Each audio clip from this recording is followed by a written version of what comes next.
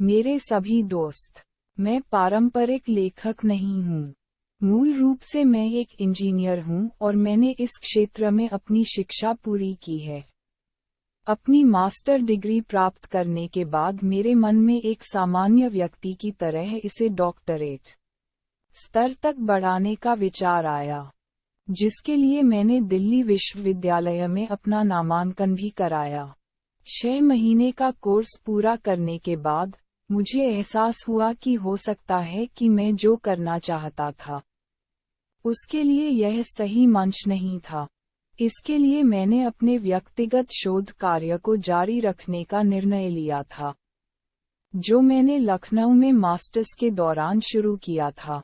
समय बीतने के साथ मेरे शोध कार्य ने एक दिशा प्राप्त कर ली थी, लेकिन उस समय मेरी शैक्षिकी खोज में इसकी आवश्यकता नहीं थी।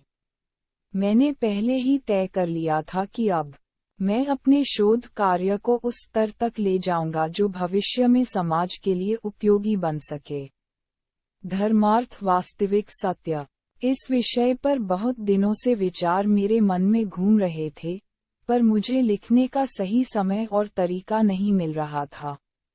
2 मई 2022 को जब डॉक्टर ललित अरोड़ा से मेरी पहली ऑनलाइन मुलाकात हुई, तो मेरे जीवन में एक नई दिशा की शुरुआत हुई। मैंने अपने जीवन में शायद ही कभी पूरी तरह से कोई किताब पढ़ी हो, लेकिन मैंने अपने जीवन में जो पहली किताब पूरी तरह पढ़ी उसका नाम वास्तव में मेरे जीवन का आदर्श था। श्री रामचरितमानस। गोस्वामी तुलसीदास द्वारा रचित इस ग्रंथ ने मेरे जीवन को एक नई दिशा दी।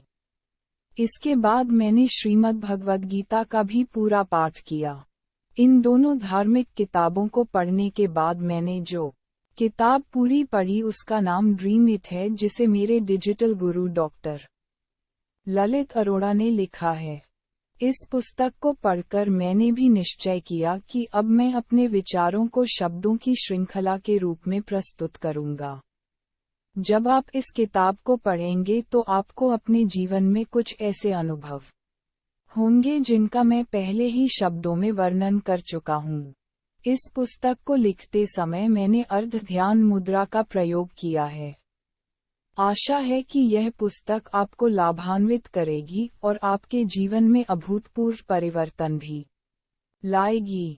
आपसे निवेदन है कि इस पुस्तक को पढ़ते समय अपने आराध्य का स्मरण अवश्य करें, जिससे एक एक शब्द आपके हृदय की गहराइयों में उतर जाए।